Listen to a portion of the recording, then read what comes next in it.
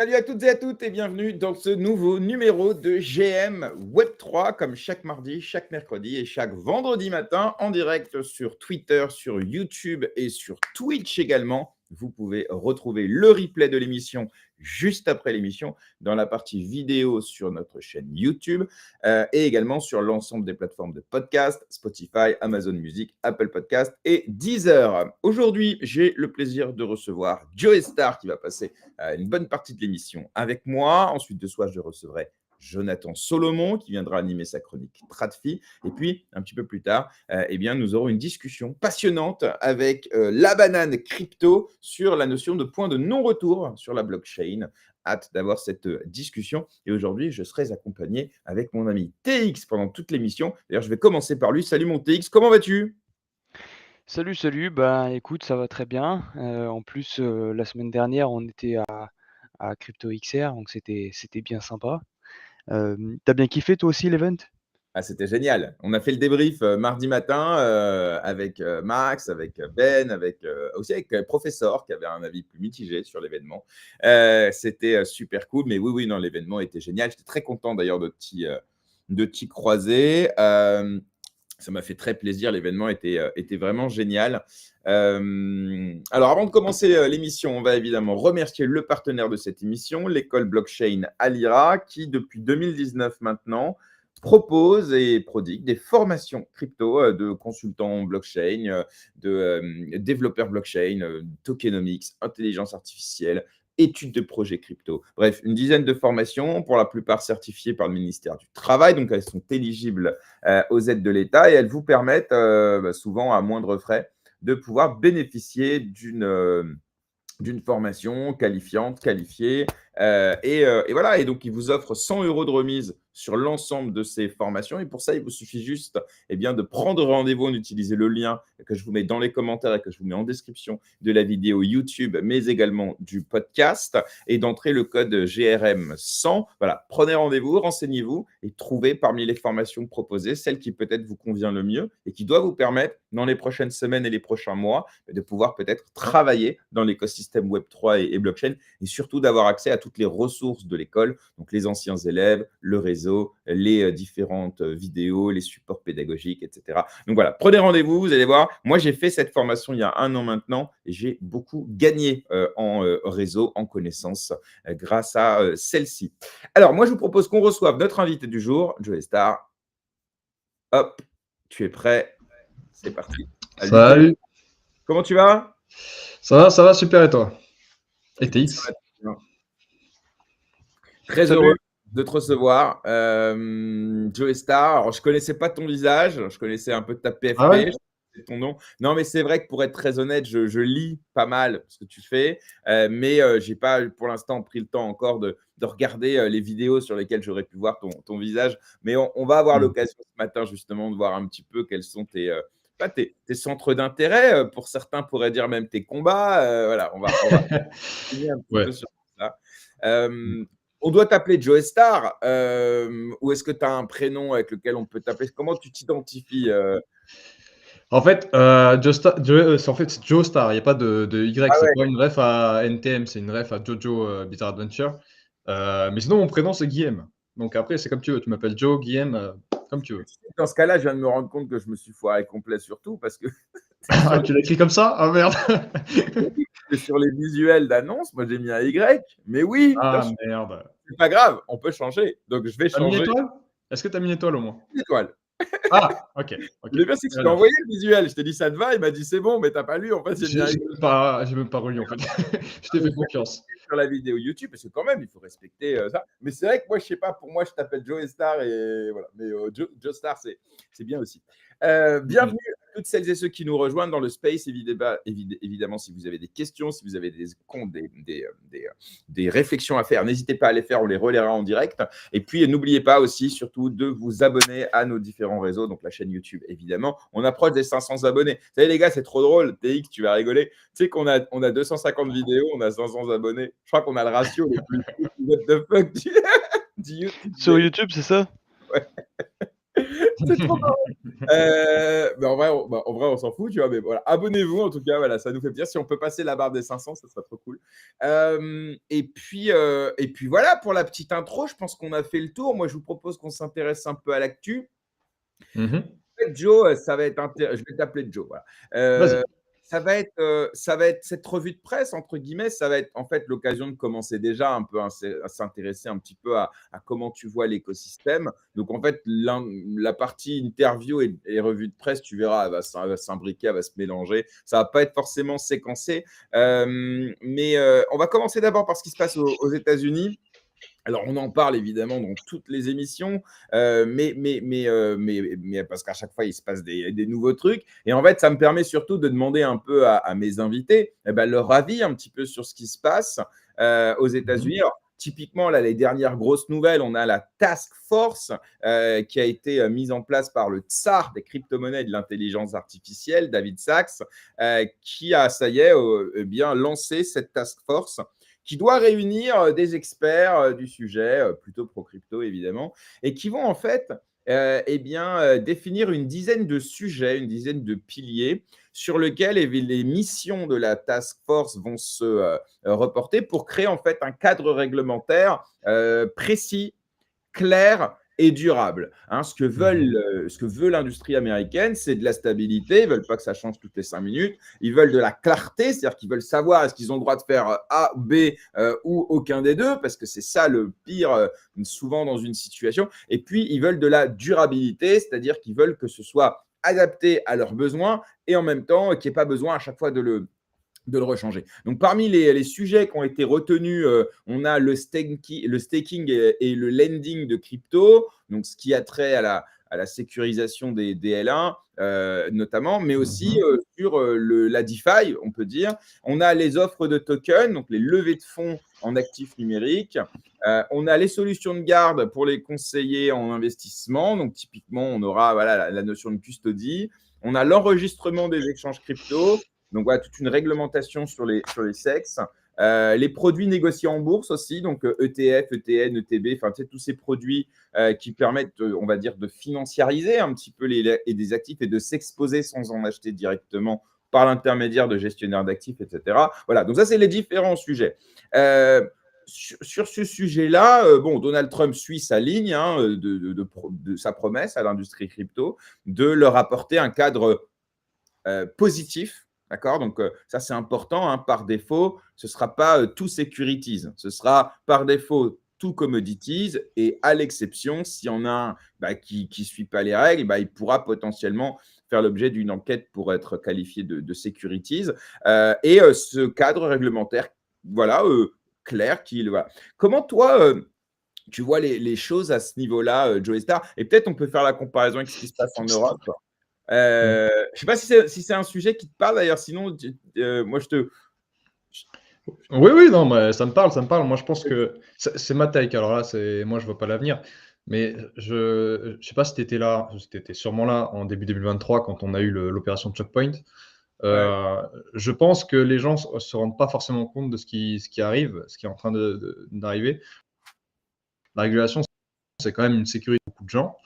Après, je suis un peu inquiet pour d'en souffrir, mais ça va permettre un peu d'avoir un endroit safe pour tous les cryptos et que les investisseurs puissent enfin investir, les investisseurs un peu plus frileux.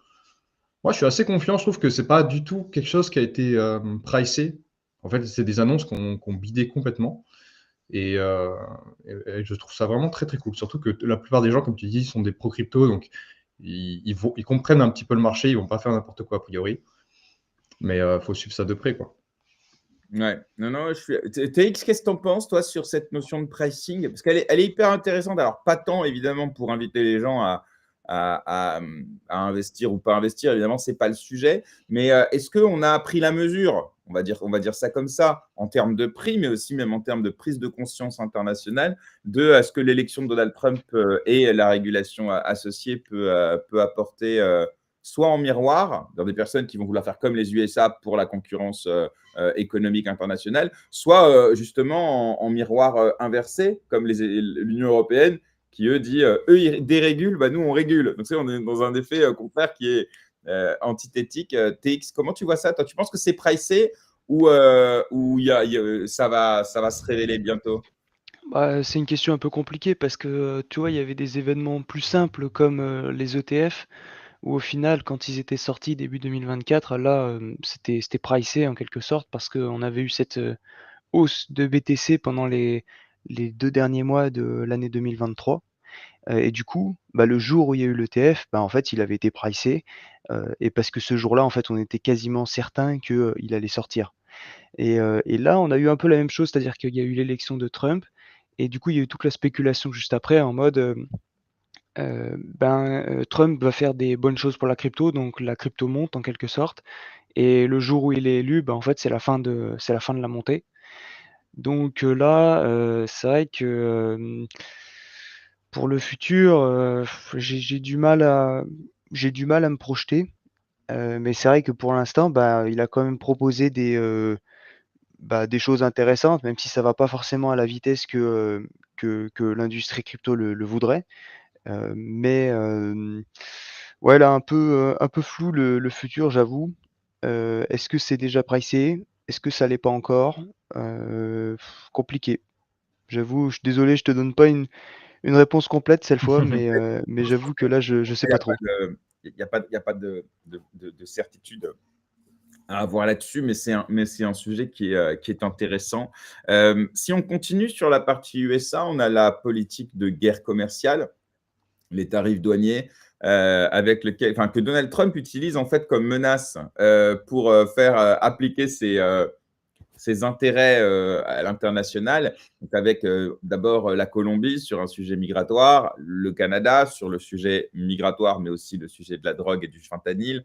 On a le Mexique aussi sur le sujet migratoire. On a la Chine aussi pour des intérêts peut-être plus de guerre économique. Là, on a aussi les BRICS qui commencent à penser à une monnaie unique auquel Donald Trump lui dit non, non, sinon c'est tarif douanier à 100% pour tout le monde. Donc là, c'est plutôt pour préserver la puissance et l'hégémonie, même peut-on dire, du dollar. Mais en tout cas, on a une guerre commerciale qui s'annonce. Pour l'instant, Donald Trump gagne ces différents combats parce que les acteurs en face, bah, ils n'ont pas la force tout seuls, en tout cas, de pouvoir ne pas céder à ces desiderata.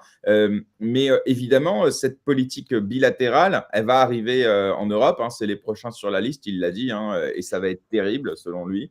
Là aussi, d'un point de vue macro, mais qui a un impact évidemment. D'ailleurs, certains pensent que c'est le niveau de ces menaces qui sont plus élevés que ce à quoi on s'attendait, qui a créé le gros crash de dimanche. Donc l'impact sur le marché crypto et sur le marché des actifs volatiles, il est évident là-dessus. Là aussi, toi, Joe, comment toi t'appréhendes ça? Est-ce que tu penses qu'on va avoir une augmentation de la volatilité dans les années à venir à cause de ces rapports de force de plus en plus, j'allais dire, violents, ou est-ce que ça va se normaliser? Enfin voilà, comment tu vois les choses, toi?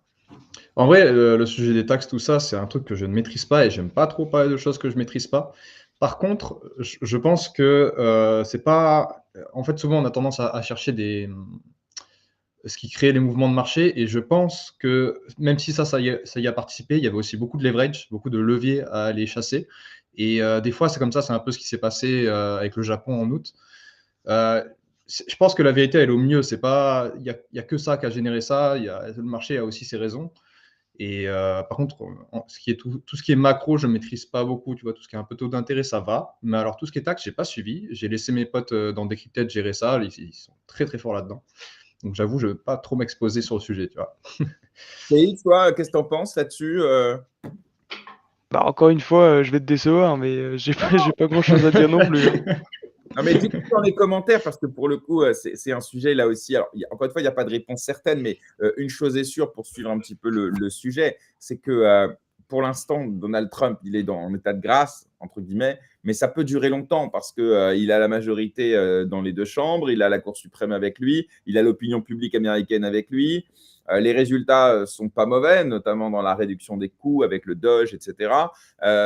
Et en plus, bah, voilà, le gars, il a une énergie et qui lui permet de mener justement ces discussions et ces négociations avec une main de fer. En face, il a souvent des économies ou des personnalités politiques qui n'ont pas la même assise que lui, forcément. Et quand il va arriver, je sais pas moi, face à Macron, qui a impopularité folle, qui a aucune majorité, etc. Bah, le rapport, sans parler de la différence de puissance entre les États-Unis et la France, hein, je parle même juste du système peut-être politique intérieur. Enfin voilà, il n'y a pas photo qu'il a au moins 2 ans devant lui, Trump, parce qu'après il y a les midterms, les élections de mi-mandat où il peut perdre une partie de sa majorité. Mais en attendant, effectivement, il est quasiment intouchable. On verra avec la Chine. Pour moi, c'est le premier combat un peu égal à égal, entre guillemets, parce que jusqu'à présent, il avait un Trudeau qui était démissionnaire, un pays d'Amérique latine, enfin, c'est pas comparable. Mais voilà, donc on va suivre ça, en tout cas avec impatience, mais ça peut créer, en tout cas de mon point de vue, une volatilité forte, c'est-à-dire une propension des actifs à monter très haut et à baisser très bas dans une période très courte. Et ça, il faudra faire très attention, et c'est pour ça que j'invite évidemment tous ceux qui ne maîtrisent pas parfaitement le sujet, c'est-à-dire en gros peut-être personne, à faire attention au levier, hein, parce que voilà, faites gaffe, il suffit de pas grand-chose pour vous faire liquider. D'ailleurs, on a vu hein, le niveau de liquidation qu'on a constaté sur la nuit de dimanche à lundi, il a été, on parle de 8 à 10 milliards, hein, tu vois, et c'est le niveau le plus élevé, même plus que FTX, Covid, toutes les crises récentes, tu vois. Donc voilà, et pourtant, il s'est rien passé de fou, tu vois. Il y a juste Donald Trump qui a appliqué son programme en disant, les gars, et peut-être la Fed qui a maintenu ses taux, tu vois. Mais il ne s'est pas passé une crise majeure. Donc voilà, donc attention parce que les enjeux géopolitiques et monétaires, plus peut-être que les guerres, les conflits, les crises sanitaires internationales peuvent avoir un impact fort sur la volatilité des cours. Donc voilà, donc faites gaffe par rapport à ça, c'est important, notamment quand vous gérez avec du levier, parce qu'en spot, bon, ça fait des points d'entrée sympas, mais vous risquez entre guillemets rien, tu vois. Tant que vous ne savez pas vendu, tu connais l'adage. Après, je ne vais pas dire de bêtises, mais il me semble aussi qu'on a beaucoup plus de leviers qu'avant sur les marchés. Je crois que j'avais vu une charte et c'est même depuis 2021, les gens sont full en levier parce qu'aussi on a plein de solutions, que ce soit on-chain ou off-chain, pour en mettre. Donc c'est peut-être aussi pour ça qu'on a de plus en plus de mouvements big. Moi, tu vois, alors tu sais quoi, c'est intéressant parce que moi, à la base, j'aurais pensé l'inverse. Mais en vrai, là, en t'écoutant, je pense que j'ai tort. Parce que moi, je me suis dit, comme dans plein de pays, notamment moi, j'ai vu en France, tu vois, on ne peut plus faire de levier sur Binance, etc. Donc moi, j'imaginais, voilà, maintenant, à côté de ça, quand tu réfléchis 2 secondes, tu vois les solutions on-chain, DYDX et plein d'autres. Hyper, Ouais, tu vois aussi les institutionnels qui sont rentrés à mort sur les cryptos et qui, eux, effectivement, utilisent du collatéral, du levier, etc. Et donc, effectivement, ouais, en fait, sans doute, tu as tout à fait raison que le marché est de plus en plus leveragé. Et donc, forcément, le marché, il voit des opportunités de liquidation plus souvent, peut-être, et plus importantes. Non, tu as raison, à revérifier, hein, il me semble. À revérifier. En tout cas, toujours, évidemment, quoi qu'il arrive, ne nous croyez jamais vérifier. Là, ça se tient complètement, cet élément. Et je pense qu'il n'a pas été suffisamment mis en avant dans les analyses de la situation. Merci, Joe. C'est vrai que c'est. J'en reparlerai. Voilà. C'est cool. C'est un important auquel je n'avais pas pensé. Alors, si on continue, on a MicroStrategy qui s'appelle désormais Stratégie. Alors là, c'est pareil, je ne sais pas si c'est un sujet que tu suis, mais bon, évidemment, depuis 2020, le gars, il achète régulièrement du Bitcoin, il en achète à tous les prix. A priori, il n'a pas vocation à les vendre, en tout cas pas tout de suite. J'ajoute à cela qu'il le finance avec une méthode qui est assez particulière, parce qu'il émet des obligations convertibles. Avec l'argent qu'il lève, il achète du Bitcoin. Donc, pour ceux qui lui prêtent de l'argent, c'est très intéressant parce qu'ils ont, entre guillemets, ils ont un placement à rendement sûr. Mais à côté de ça, ils sont exposés au Bitcoin. Et pour certains institutionnels, notamment des grandes compagnies d'assurance, des très grosses entreprises mondiales, elles n'ont pas le mandat pour investir dans Bitcoin directement. Donc, ça leur permet, via MicroStrategy, de s'exposer aux cryptos et avec un placement plutôt sûr, parce qu'au pire, cette obligation, il la récupère tant que MicroStrategy ne fait pas faillite. Voilà, pour simplifier. Mais voilà, certains se disent risque systémique pour Bitcoin, centralisation excessive de la supply, le mec est un dingue, etc. D'autres se disent c'est un génie, il a inventé une nouvelle innovation financière. et il surfe dessus. Et pour l'instant, les résultats sont plutôt bons, hein, on peut lui reconnaître. Et donc, MicroStrategy change de nom et s'appelle désormais Strategy. Et ce qui est amusant, c'est qu'ils ont rajouté un petit B de Bitcoin sur le logo. Et donc, limite, on peut se dire stratégie Bitcoin. Et donc, ça dit aussi sur l'activité de MicroStrategy. Voilà, je ne sais pas si tu suis un petit peu ce qui se passe de ce côté-là. Et qu'est-ce que tu en penses, toi, justement? Moi, j'avoue, ça m'effraie un peu. Je comprends sa vision, mais j'ai l'impression qu'il se confond un peu trop dans l'idée que Bitcoin montera tout le temps. Et faire du levier sur Bitcoin, il y a toujours. Moi, j'ai peur qu'il y ait un jour où Bitcoin déçoive pendant plusieurs années, que les mineurs doivent débrancher, tu vois, parce qu'on ne peut pas faire x2 sur le prix tous les 4 ans, c'est pas possible. Et dans ce cas-là, j'ai peur que des actionnaires ou quoi que ce soit aient envie de vendre, je sais pas, je crois qu'il a 2%, un truc comme ça, de la supply. Bref, je trouve ça très cool d'avoir un acteur comme lui. Court terme, je m'inquiète pas du tout. Je suis très content qu'il soit là et j'aime beaucoup le fait qu'il ait changé de nom, tout ça, et qu'il pousse Bitcoin. Mais sur du long terme, faire autant de leviers et en plus, il achète comme un con, il achète toujours des tops. Ça m'inquiète un peu, voilà. Mais c'est pas très, très grave pour Bitcoin, c'est juste, voilà, il pourrait y avoir un petit crash. Ouais, je vois ce que tu veux dire. Après, bon, il achète toujours au top. Ça dépend si tu prends l'échelle, en vérité. Mais Oui. parce qu'en fait, il a un coût d'achat moyen, je crois, à 45-50 000, 46, 47, j'en sais rien. Et dans ces eaux-là, tu vois, parce qu'en fait, il achète, c'est pas qu'il achète à tous les tops, c'est qu'il achète à tous les prix. Donc en fait, il s'en fout complètement. Oui, il s'en fout. Mais après, ouais, je vois ce que tu veux dire. C'est intéressant ce que tu dis. Si demain, le cours baisse durablement sur Bitcoin, à ce moment-là, la rentabilité économique de Bitcoin, oui, mais en même temps, elle sera compensée par une difficulté ajustée. Oui, mais c'est-à-dire que le coût de production baisse, donc tu es moins baqué par le coût de l'énergie, quoi. Ouais. C'est ouais. Mais il y a une J'ai baisse ouais. tendancielle du prix de l'énergie dans certains endroits. Surtout si les États commencent à se mettre au minage, ça peut éventuellement être intéressant. Non, mais c'est un truc intéressant, ouais, effectivement. Ça mène à une En autre. fait, Ouais. je sais pas, il y a quand même un moment où on a un plafond de verre au niveau de la capitalisation, en tout cas, je pense, et faire x2 tous les 4 ans, parce que c'est ça que ça demande un halving, c'est de faire x2 sur le prix tous les 4 ans. Je sais pas. Il y a des gens qui doutent, il y a des gens qui ne doutent pas. Moi, j'ai mis des doutes, mais je pense que de toute façon, on est tranquille pour les 10 prochaines années. C'est juste un petit peu après.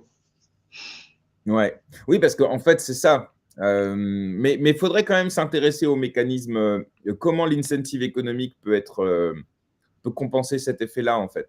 Il faudrait que j'en discute avec Théo Mogenet, tu vois, qui Ah, je je pense connais pas. pourrait nous. C'est vrai? Alors, Non, je connais Seb, mais Théo Mogenet, non. ah ouais, il faut que tu le suives. S'il y a un gars qui est vraiment connaisseur de Bitcoin depuis très longtemps, aujourd'hui, il est directeur Europe de Bull Bitcoin, donc un échange canadien qui s'implante en Europe depuis peu. Et ouais, en fait, il y a lui, il y a Gilles Cadignan, voilà, il y en a 2-3 comme ça, tu peux suivre. Et voilà, alors c'est des Bitcoin maxi, mais c'est intéressant. Moi, je les reçois dans l'émission. Ok. Quand j'ai des questions comme ça, un peu structurelles sur Bitcoin, et je ne veux pas dire de bêtises, en général, je fais appel à Théo. Il est bon. Ouais. Ils seront meilleurs que moi, je pense, hein. C'est pas Ouais. le sujet que je maîtrise le mieux, Bitcoin. Mieux que nous tous, je pense d'ailleurs. Non, mais ok, ben on suivra les périls. Alors, c'est marrant parce que MicroStrategy n'avait pas acheté de Bitcoin cette semaine. Donc, les gens se sont dit qu'est-ce qui se passe et tout ça. Et Ouais, ouais. en fait, il surprend tout le monde en disant ouais, mais je change mon nom et je mets un V de Bitcoin. Donc, il faut savoir que quand même, MicroStrategy, je crois, est coté au Nasdaq quand même. Donc, bon, c'est en termes de visibilité, c'est quand même pas rien.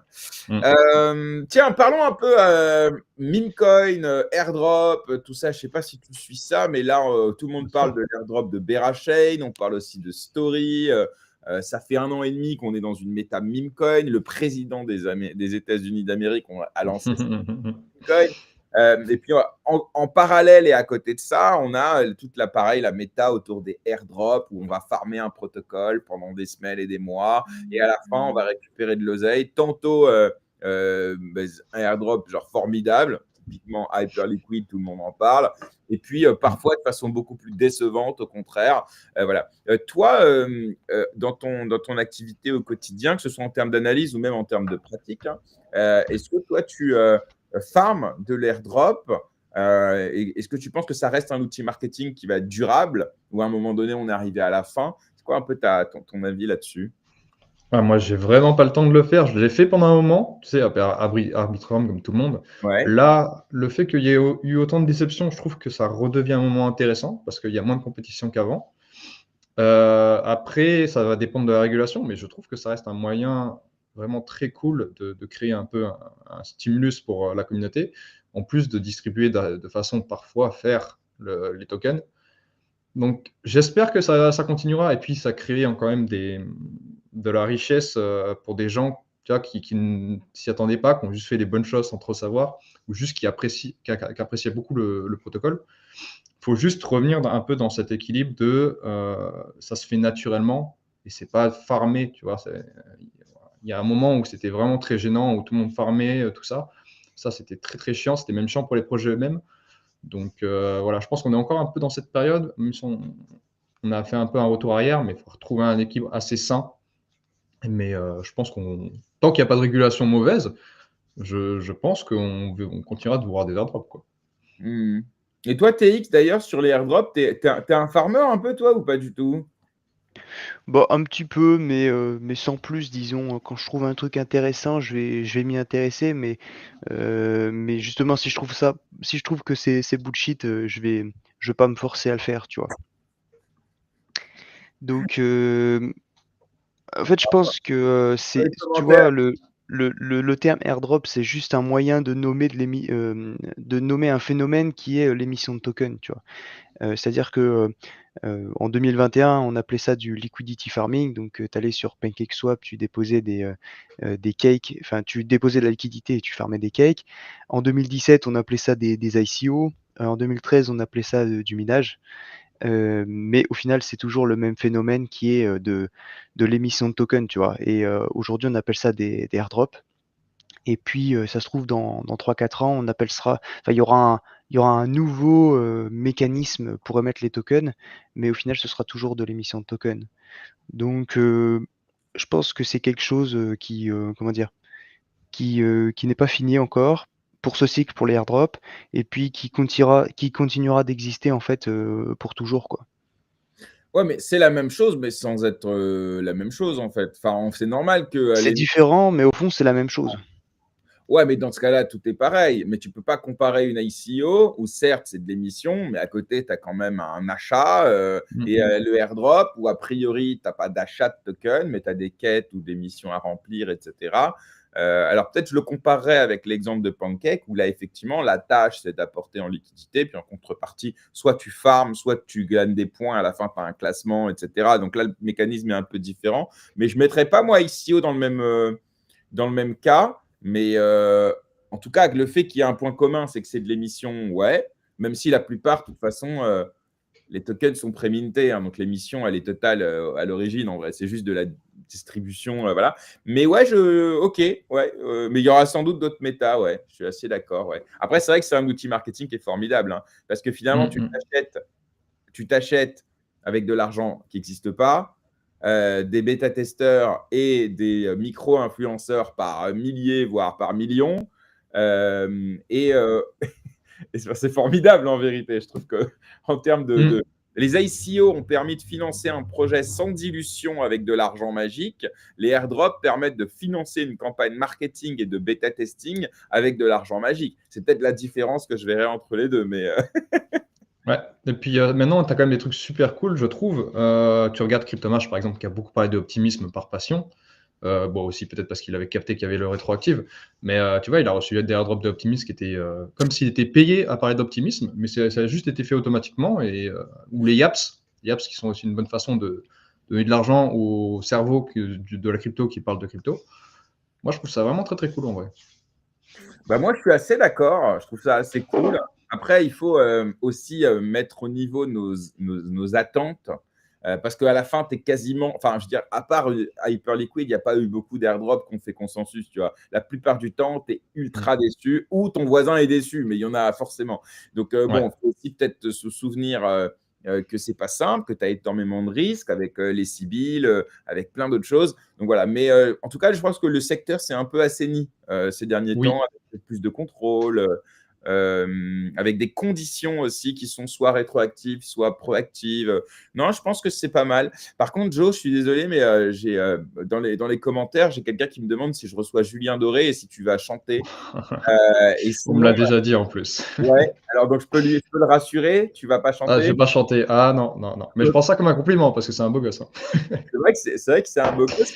Il y a pas photo. Mais voilà, donc les gens sont Le chauds. fou. Memecoin, puisque là on a parlé airdrop, Memecoin. Alors pareil, est-ce que pareil, ça doit faire un an et demi avec une apogée, avec un apogée ou une apogée, on va dire une apogée, avec Pop.Fun. Et puis voilà, là aussi, est-ce que toi, à ce niveau-là, tu penses que ça a apporté plus de bien, plus de mal, mal nécessaire, toi-même, tu es un utilisateur ou un spéculateur de ça. Enfin, c'est quoi ta position un peu là-dessus? Ouais, moi j'ai pas mal utilisé les mêmes coins. Pendant un moment, j'étais vraiment dans les tranchées, comme on dit. Faut quand même admettre que BumpFun, c'est un truc qui a généré 500 millions par an cette année, même sur 8 mois, parce que les 4 premiers mois étaient un peu décevants. C'est quelque chose qui n'avait jamais été vu, à ma connaissance. Donc, c'est quand même fou ce que ça peut générer. Je pense aussi que ça a poussé Solana. Et juste qu'on s'est dit, bah, on a des blockchains qui vont vite, let's go casino, en fait. Et même si ça peut être décevant pour des tech guys comme moi ou TX, faut l'accepter et c'est juste peut-être quelque chose, une transition, le temps de générer du revenu et créer de la valeur autrement avec ces blockchains. Mais je pense que ça restera. En fait, comme les blockchains sont permissionless de base et qu'on peut lancer n'importe quoi, je pense que le casino aura toujours sa place. Mais je sais pas. Je pense que là, on a quand même squeeze de trucs très très forts. Je pense que Trump ou Melania, c'était peut-être des tops de narrative memecoin. Par contre, je vois pas ça mourir et je pense qu'ils auront encore quelques beaux jours devant eux. Mais je pense qu'on a vu le pire. D'ailleurs, on a un peu fait une boucle parce que Melania ou Trump, il y avait 80% de supply qui était hold par les personnes. Et en fait, ça tue le principe du meme coin. C'était pas pour ça que ça a été connu. Donc, un peu dommage de revenir là-dessus. Ok, ouais. TX, toi, les meme coins? C'est vrai qu'il y a l'aspect casino un peu qui restera toujours, je pense. Et si les gens veulent spéculer, ils le feront en fait. S'ils veulent jouer à un stand de casino, ils le feront. Mais c'est vrai que je trouve qu'on a tendance à, comment dire, à sous-estimer souvent la capacité des grandes tendances à rester sur le long terme, tu vois. Mais on surestime souvent celle des petites tendances à rester sur le court terme. En mode, s'il y a quelque chose qui se passe récemment, on aura tendance à se dire, ben dans plusieurs mois, ce sera encore là, alors que des fois, 3 semaines ou même beaucoup moins, après c'est déjà fini. Et au contraire, il y a des tendances, tu vois, comme l'IA qui sont là depuis des mois. Et bah, je pense que ça va rester encore un bout de temps, tu vois. Et tu as des tendances encore plus fortes du genre, bah, l'histoire du casino, bah, ça restera ad vitam aeternam, quoi. Ce qui peut peut-être freiner, c'est évidemment la régulation, puisque Pop.Fun est sous le coup de plusieurs enquêtes, notamment aux États-Unis. Dans des pays comme la France, ça m'étonne d'ailleurs que l'ANJ ne se soit pas emparé. Ils se sont emparés de Sorare, ils ne se sont pas emparés de Pop.Fun, alors qu'on est quand même très proche en termes de jeux, d'argent et de hasard. Il y a eu Mais en fait, Polymarket par contre, hein. et Polymarket, absolument. Donc voilà, mais je pense que pour l'instant, Pop.Fun, c'est comme un ovni aux yeux du régulateur. Et en fait, ils savent peut-être pas dans quelle case le poser. Parce qu'en fait, qu'est-ce que c'est que Pop.Fun? En fait, c'est juste un mouvement multi-ICO fondé sur rien, tu vois. Donc en fait, eux, ils se disent que la réglementation existe déjà sur ça, mais le niveau de. Enfin, on est à 10 000 tokens par jour, des fois. Ça, c'est irréaliste.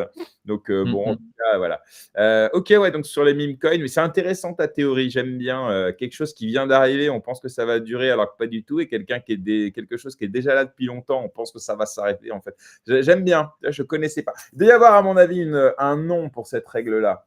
Ou sinon, on va l'appeler la règle de TX ou de La loi de TX, ouais. Moi, j'aime bien la loi de loi de TX. TX, c'est pas mal. Ouais. Tu m'as dit pendant l'event TX que tu voulais qu'on t'appelle Transaction désormais. Oh non. Bah, disons, c'est un surnom que certaines personnes Ah non. qui me connaissent bien me disent, et en vrai, on trouve ça marrant entre nous. On fait comme ça alors ou pas? Et bah, Oh comme tu veux, putain, la comme tu veux. discussion de golem, quoi. Transaction.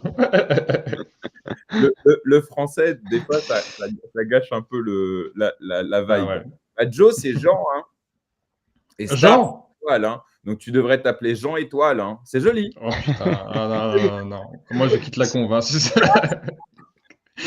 Jean Étoile. Tu as des Euh, traductions québécoises. Ouais, oh c'est putain. ça. Oui, c'est vrai. C'est vrai. Euh, BlackRock qui va lancer son ETP Bitcoin en Europe.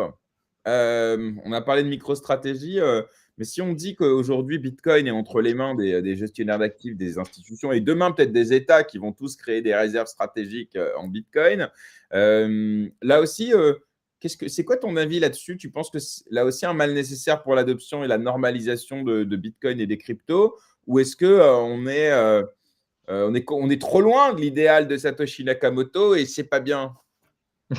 Comment tu Ah, vois? j'aime pas trop le purisme. J'ai discuté aussi avec Marius, tu vois, Marius, bon, le big Bitcoin Maxi. Moi, je pense que les ETF ont leur place, et même avec du staking, il n'y a pas de souci. Il faut juste que ce soit maîtrisé. C'est juste une façon de démocratiser l'accès à la crypto. On en a besoin parce que tu n'as pas envie d'aller te faire chier sur un bloc de Bitcoin ou même d'Ethereum. Moi, je trouve ça très très cool. Je pense que ça va démocratiser. Évidemment que ça pose des risques un peu cypherpunk, mais au bout d'un moment, il faut aussi réaliser qu'on en est très très loin de l'idée originale, et que c'est normal à partir du moment où on va démocratiser. On ne peut pas rester dans cette idéologie tout en démocratisant. Je ne vois pas un monde où ça arrive. Le but, c'est de rester, trouver l'équilibre, tu vois, pour moi. Donc, pragmatisme. Voilà. Ouais, je vois. TX, tu es assez en phase avec ça ou... Ouais, mais j'avoue que je pense qu'il y a dans les maximalistes, il y a aussi un peu une sorte de fantasme de dire Hmm. que ça restera. Enfin, il y a un peu un fantasme, tu sais, dans le mouvement cypherpunk, d'être des gens à part, et du coup, une sorte de fantasme que Bitcoin ne se démocratise jamais vraiment et qu'ils soient les seuls à l'utiliser, tu vois?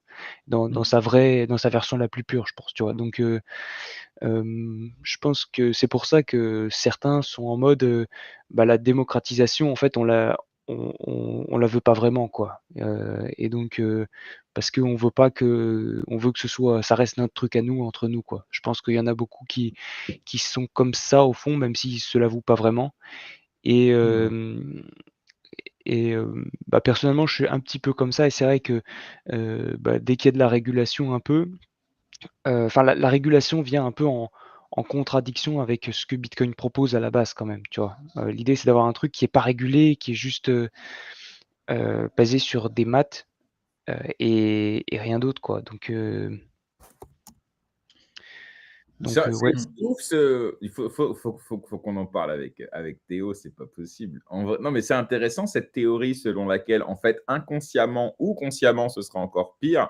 Ils veulent rester maxi à mort et éviter disons, tout compromis avec la décentralisation, etc. Mais tout ça parce qu'en fond, en fait, au moment de leur regroupement de bitcoiners, en fait, ils disent parce que c'est pour nous et qu'on veut pas que ce soit pour les autres.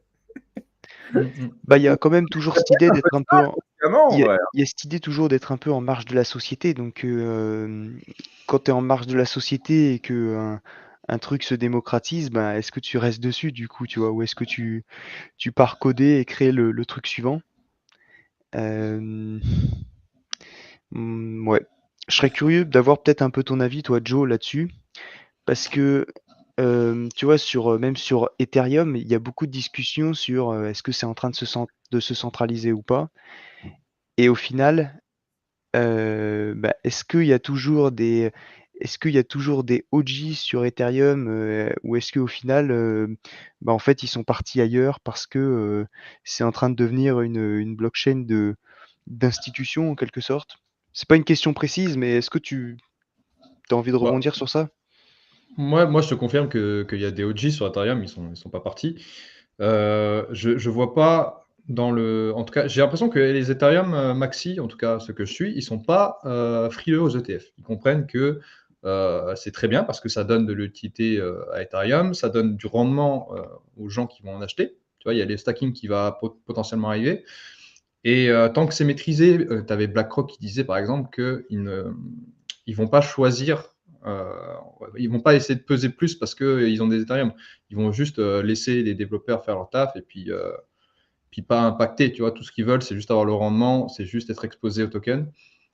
Et je pense que bon, personnellement, moi c'est ma vision, mais faut péter un coup et juste laisser l'écosystème essayer, faire un peu ce qu'il veut. De toute façon, tu ne pourras pas contrer ça. Et pour le moment, je ne vois pas d'inquiétude. Que ce soit sur Ethereum ou sur Bitcoin, les ETF apportent beaucoup plus qu'ils ne retirent, tu vois. Après, pour le moment.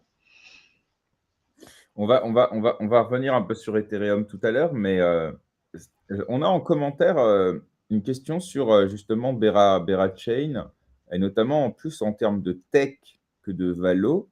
Et je viens de voir TX que tu as fait un trade récemment justement Trop sur bien. Bera. Alors je vais le partager d'ailleurs. Je n'ai pas Et, fait qu'un trade en plus, hein, mais ah ouais, il y a quoi? Il y a beaucoup plus, c'est ça? bah, j'en avais fait, j'avais fait même une série de plusieurs threads il y a un an, je pense, et puis j'avais même écrit un article pour Hawk, là, il y a quelques semaines. Ah ouais, ok, donc le gars est calé. Alors moi, j'invite tous ceux qui nous écoutent déjà à aller suivre TX. En plus, en tweet épinglé, il y a un Notion dans lequel il y a tous ses précédents trades. Donc forcément, vous retrouverez sans doute ceux liés à Bera Chain. Et abonnez-vous à Oak Research. Et si effectivement, TX, tu peux, dans l'émission, trouver l'article dont tu parles sur Bera Chain, partage-le, n'hésite pas. Ça, c'est pour ceux qui voudront prendre le temps de deep dive, on va dire, dans le protocole. Mais en attendant, pour répondre à Adrien Lopez, qu'on salue d'ailleurs, moi, je ne peux pas en parler, je ne connais pas, voilà. Mais si, messieurs, vous souhaitez en parler un peu en termes peut-être de tech, en fait, et peut-être d'innovation, parce que bon, voilà, n'hésitez pas, je ne sais pas qui veut commencer. Moi aussi, je vais être très heureux de vous écouter, puisque je n'ai pas suivi plus que ça le sujet. Vas-y, TX, je pense que tu maîtrises très bien le sujet. Après, je donne mon avis. Vas-y.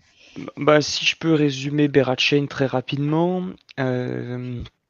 l'idée c'est de faire une sorte de proof of stake, mais un peu différent, qu'on appelle le proof of liquidity, où en fait les récompenses de blocs, elles vont pas aller au validateur directement, celui qui a créé le bloc, mais elles vont aller à des fournisseurs de liquidité qui ont fourni de la liquidité dans les protocoles sur la chaîne. Et en fait, ce qui se passe, c'est que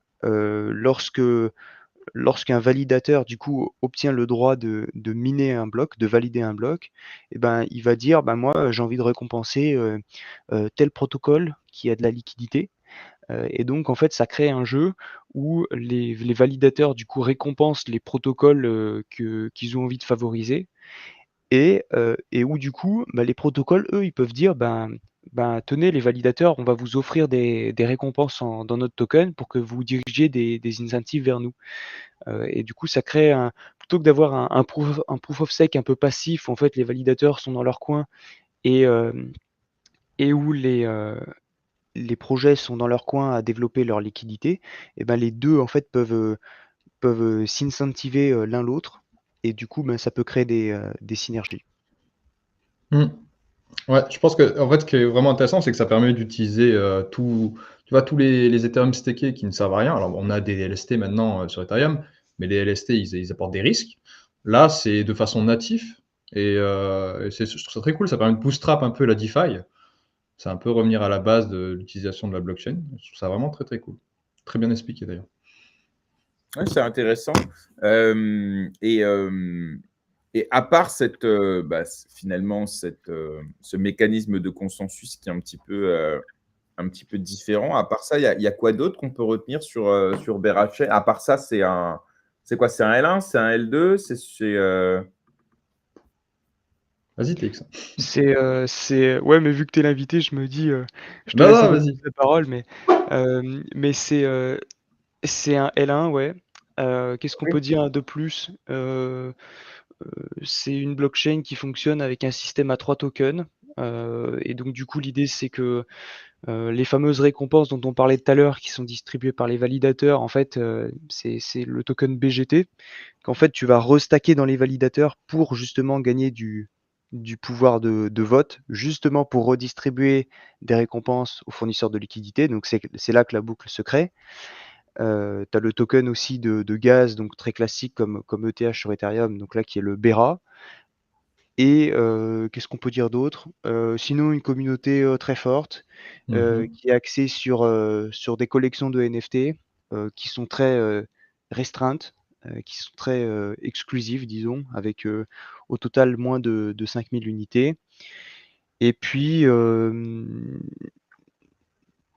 ouais, ben, beaucoup de ouais, une très forte communauté, je dirais, avec, déjà des dizaines Euh, de projets qui sont censés se lancer, bah, là, dans les prochains jours, quoi. OK. Et en termes de métriques, parce que bon, voilà, évidemment, tout le monde se targue d'être la blockchain la plus sécurisée, la plus scalable, la plus décentralisée, et cetera. Ils aspirent à arriver à quoi? Tu sais à peu près en termes de nombre de transactions par seconde, Mmh. et en termes de décentralisation, finalement, ils ont combien de pour le lancement, en tout cas, ils ont combien de validateurs? Tu sais à peu près ou? En termes de TPS, donc de transactions par seconde, honnêtement, j'ai aucune idée. Ouais. Mais c'est, je pense, c'est dans le genre, tu vois, enfin les L1, tu vois, du genre, Sui, Aptos, enfin qui essayent enfin, qui sont très scalables. C'est-à-dire que tu t'envoies ta transaction et elle arrive, rapidement, quoi. Et une finalité en un bloc. Après sur le nombre de validateurs, ce qu'ils font, c'est basé sur Cosmos à la base, même si ça a été, pas mal modifié, et donc ça fait que, bah, c'est une blockchain, tu vois, où tu as, 100 validateurs, quoi. C'est ce genre de blockchain. Et c'était quoi la dernière question? Non, le nombre de nœuds, En termes de métriques, le nombre de validateurs. je pense, c'est, une centaine, ouais. Ouais. Ouais, on n'est pas d'accord parce que moi, de ce que j'avais lu, alors peut-être je me suis trompé, mais ils ont un block time qui est un peu plus rapide qu'Ethereum, mais ils se basent quand même sur celui d'Ethereum. Et pour moi, c'était une blockchain qui était vachement lente. Attends, pour moi, c'est un truc qui va aller plus vite qu'Ethereum, mais ça va pas aller à la vitesse de celui, quoi, parce que c'est pas fait pour. Mais Ouais, ouais, non, mais ouais, non, c'est sûr. C'est pas une techno, ouais, non, je me suis, j'ai peut-être dit un peu trop, mais ouais, hmm, non, mais c'est pas, c'est quand même plus rapide qu'Ethereum, tu vois? Mais c'est pas, ouais, non, c'est pas non plus, je je pense pense pas, pas ouais. que l'objectif, c'est de faire 1 million de transactions par seconde, quoi. Non, je pense pas. Et puis, t'as pas parlé de L'objectif, c'est quand Beacon même Kit? la DeFi. C'est un truc que tu Bacon Kit, maîtrises en ouais. plus? Bah, je saurais pas quoi dire de plus en vrai dessus, mais, De quoi vous Bah, tu dites? penses que ça va être adopté? Bitcoin Kit, pardon. C'est quoi ça, un Bitcoin Kit? Vas-y. j'ai bah, non, en vrai, vas-y, du coup. Ah Je te bon. laisserai un peu la parole et puis j'ai l'impression que tu Oh, ok. maîtrises mieux le sujet que moi sur Moi, ce en fait, sujet. j'ai écrit un article pour The Big Whale, donc j'ai fait, voilà, j'ai bien posé le sujet. Mais non, Bitcoin, c'est un framework, mais je crois qu'il l'utilise, je sais pas, il me semble qu'il l'utilise. C'est un framework qui est censé être, du coup, qui utilise le Comet BFT, donc le consensus de Cosmos, avec, tout en étant EVM identique. Donc, en fait, tu copies l'EVM de Ethereum, tu es même EIP compatible, tout ça, et ça te permet d'avoir une sorte de Ethereum Cosmos, tu vois. Ce qui est beaucoup mieux que ce qu'on avait à l'époque, où déjà la plupart du Cosmos a manqué de développeurs parce que c'était pas EVM, et les seuls trucs qui viennent qu'on a vu, c'est Evmos, et voilà, c'était pas du tout la même chose. Là, on a vraiment quelque chose qui copie vraiment l'EVM tout en gardant ce qui est cool chez Cosmos, c'est justement le consensus. Donc, faut voir si c'est adopté, mais ça pourrait redonner un boost au Cosmos Chain, surtout qu'ils voudraient intégrer l'IBC. Comment tu écris Bitcoin Kin? Non, pardon, Beacon Kit. Ah, Bitcoin, B-E-A-C-O-N. Exactement, Kit, KIT. Ok, j'avais entendu Bitcoin, c'est pour ça que je captais pas. Non, pas Bitcoin Kit, non. Ok, très bien. Et Voilà, ça, voilà. c'est un rapport avec BRHN ou c'est un autre sujet? Je crois qu'ils utilisent, déjà, eux utilisent le framework et ils le D'accord. mettent en avant pour créer une sorte d'écosystème et même, tu peux créer une layer 1 ou une layer 2. Voilà, c'est là, c'est disponible, c'est open source. En gros, je crois que c'est disons le modèle de consensus. Enfin, non, c'est le client qui est utilisé pour que les validateurs utilisent pour faire tourner la chaîne, quoi. C'est comme sur Cosmos, t'as Comet, BFT par exemple. Après, c'est vrai que est-ce que ça va redonner de la valeur à Cosmos? Je connais pas assez C'est Cosmos, chaud, hein. mais Cosmos, ils profitent déjà pas vraiment de leur propre écosystème. Donc j'ai du mal à croire que ça va vraiment relancer la machine, mais parce Mm. qu'on l'a vu au final, même si tu as une bonne tech, au final ça veut pas forcément dire que ton token va bien performer, quoi. Et l'inverse est Mm. vrai aussi. Ouais. Tout à fait. Ça, je crois qu'on est d'accord là-dessus. OK, très bien, bah, très intéressant. On a répondu, j'espère, en tout cas sur Berachain. Parlons un peu d'Ethereum. En plus, là, j'ai l'impression que c'est un peu sur ça que les esprits se chauffent. Alors d'abord, là, on voit qu'il y a une nouvelle mise à jour qui va être mise en place dans les prochains mois. On parle de mars peut-être. Mise à jour qui s'appelle Pectra et qui vise notamment à augmenter le nombre de blobs qu'on va pouvoir, à chaque bloc, de manière à scale encore et à augmenter les capacités des layers 2. Je pense que c'est des sujets que vous maîtrisez bien, les copains. Est-ce que peut-être vous voulez nous dire un petit peu, nous dire un petit peu ce que vous pensez d'Ethereum. Alors, on fera une émission spéciale sur Ethereum, je vous le dis, dans quelques semaines. Et je recevrai Barnabé Het et Gaëtan Samp, qui sont deux fins connaisseurs de l'écosystème et de la tech. Donc ça, c'est prévu le 21 février. Une émission d'1 heure et demie où on va vraiment essayer d'aller dans le détail de Ethereum. Mais peut-être là, assez rapidement, dire un petit peu quelles sont les limites et les opportunités. Et puis, c'est quoi les blobs aussi? Il y a peut-être des gens qui ne savent pas ce que c'est. Et puis, cette mise à jour, est-ce que vous l'appréhendez? Est-ce que vous l'avez un peu étudiée? Est-ce que vous pensez que ça va? Parce qu'il paraît qu'elle est majeure, hein, cette mise à jour, hein, selon certains. Majeur, On peut voir un petit peu ce que vous en pensez un peu. Peut-être, Tidjo, tu veux commencer?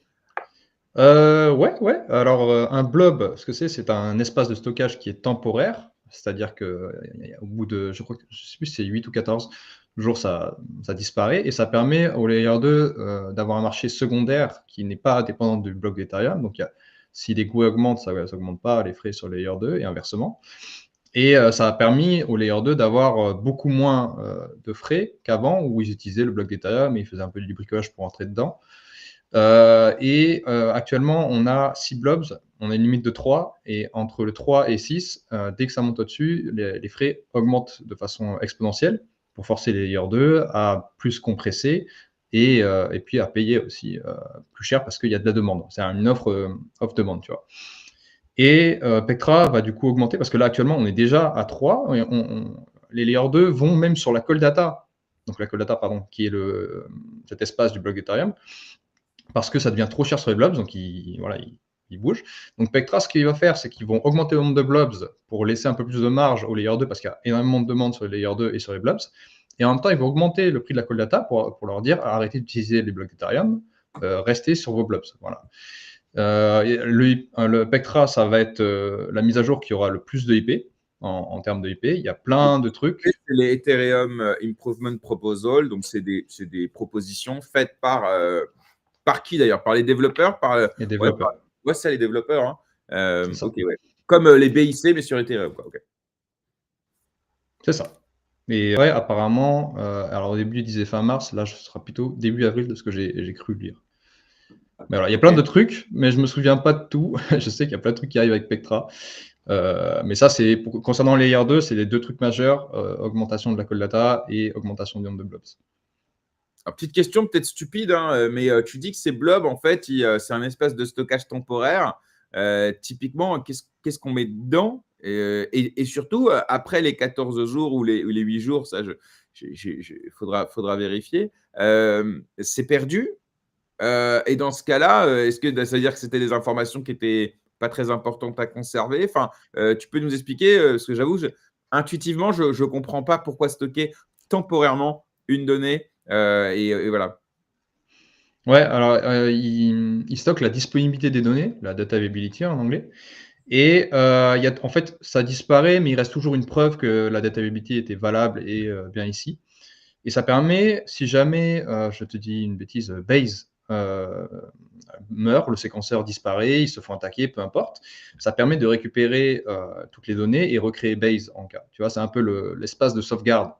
Donc c'est très important et il disparaît parce que si en fait tu as assez de jours pour le reconstruire, pour l'utiliser, ou ça peut servir aussi pour freeze. Tu vois. On peut freeze une L2 parce que si Base se comporte mal avec son séquenceur, ça c'est ce que les gens ont du mal à comprendre, mais s'ils abusent de leurs droits, on peut très bien les freeze parce que les fonds, in fine, sont sur le L1, sont sur Ethereum.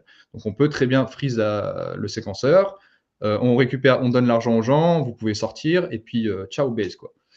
Voilà, ça permet de. C'est pour ça qu'on appelle ça un L2. C'est pas une sidechain. C'est parce Ouais. qu'on a la sécurité du L1, plus ou moins.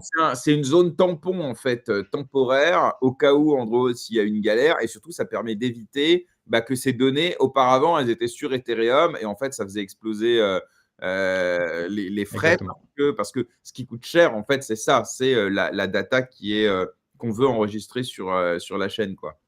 Mais d'ailleurs, tant que j'y suis pour casser, parce que je me suis embrouillé sur Twitter à cause de ça, j'espère que TX t'a pas partagé le truc, mais je pense pas parce que tu maîtrises le sujet. Mais les gens commençaient à dire nanana, le proof of stake, c'est pas une réussite parce qu'on est redevenu inflationniste, quasiment. Et en fait, ce qui se passe, c'est qu'on était très déflationniste parce que les fees augmentaient beaucoup et surtout parce que ces L2, en plus, utilisaient les blocs Ethereum. Donc, il y avait une énorme demande de blocs. Il faut Ethereum préciser, était. je te Oui, demande, vas-y, pardon.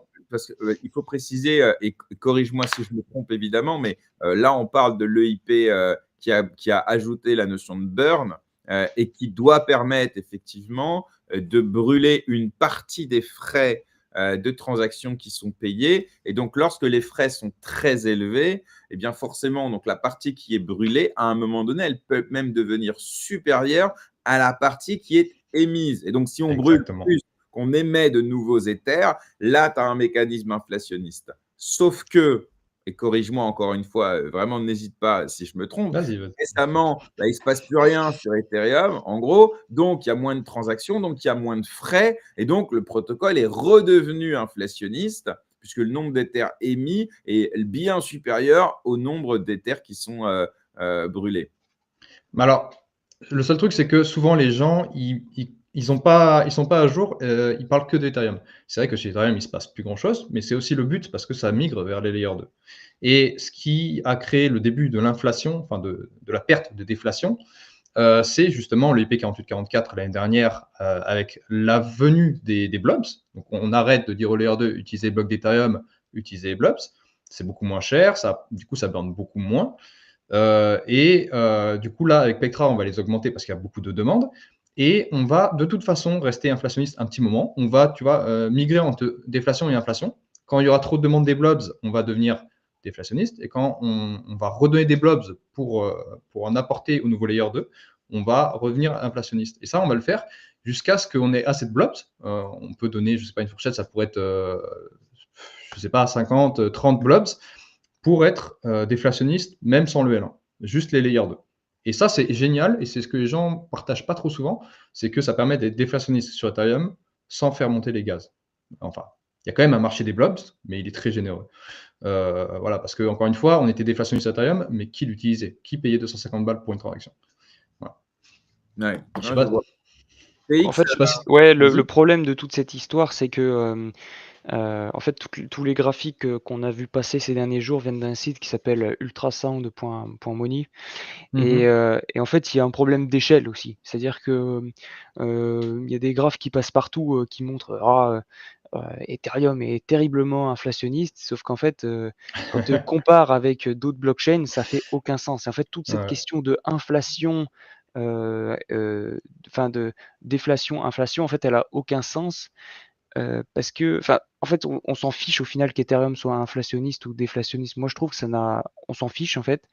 Et même si et en fait, là où c'est les gens qui ont partagé ce genre de graphique sont ridicules, c'est qu'en fait, si on fait la comparaison avec l'inflation sur d'autres blockchains, mais en fait, en fait, ils sont en train de marquer un but contre leur camp parce que l'inflation sur Ethereum, c'est 0,7 par an de mémoire, 0,7 hein.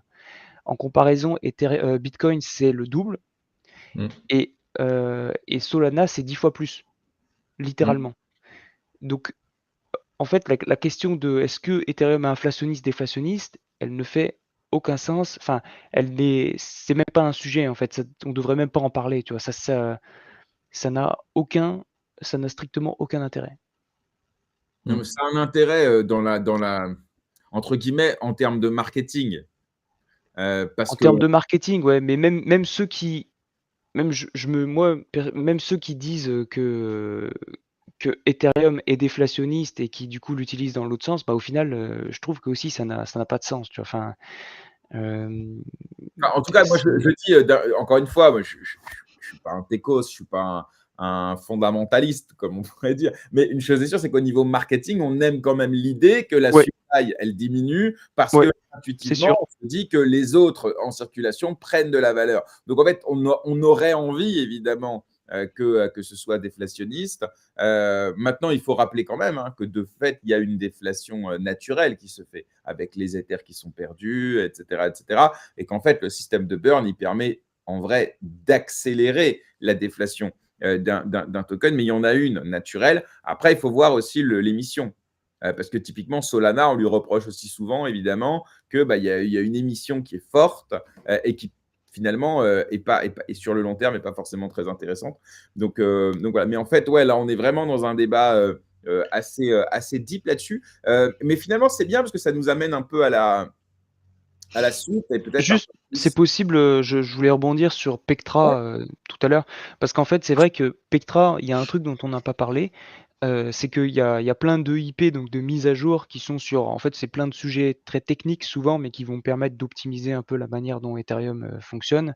Tu vois, du genre, ça va être plus facile pour les validateurs, ça va être plus simple de signer des blocs. Mm. Enfin, il y a différentes mises à jour comme ça Je crois que dans déployer l'organisation des données, mais dans il y a, Pectra, il y a un autre élément, pardon, effectivement, je l'avais noté, et peut-être c'est sur ça que vous allez oui, pouvoir réagir, c'est sur la possibilité de déployer des nœuds de validation allant jusqu'à c'est 2048 ça. ETH.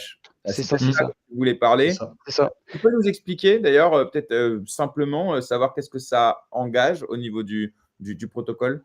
Bah, c'est très simple, c'est-à-dire que jusqu'ici, on pouvait, un nœud c'était 32 ETH, c'est-à-dire que tout ce que Mhm. tu avais au-delà, et là tu m'arrêtes si je dis des bêtises Joe, mais tout ce que tu avais au-delà, ne participait plus. En fait, c'était juste des récompenses, que tu pouvais récupérer sur ton portefeuille, mais tu gagnais pas plus.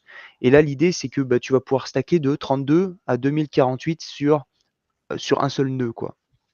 Et donc ce que ça fait, Mm. c'est que, bah, pour les petits validateurs qui ont 32 ETH, ça leur permet d'auto-compound, donc de réinvestir automatiquement les récompenses. Puisque, bah, si aujourd'hui, par exemple, ils ont 33 ETH, bah, ils peuvent gagner sur 33, alors que jusqu'ici, ils pouvaient gagner que sur 32. Et pour tous les gros validateurs qui ont plusieurs nœuds, et ben, ils vont pouvoir diviser par 64, si je dis pas de bêtises, leur nombre de validateurs. C'est-à-dire que, bah, au lieu d'avoir 64 machines en quelque sorte, parce que souvent c'est sur un serveur, et c'est des machines virtuelles, mais au lieu Mm. d'avoir 64 validateurs, bah, en fait, on n'a plus qu'un seul. Donc au final, ça pour le coup, ouais, Tu gardes bah, il y a le les même questions de nombre, son.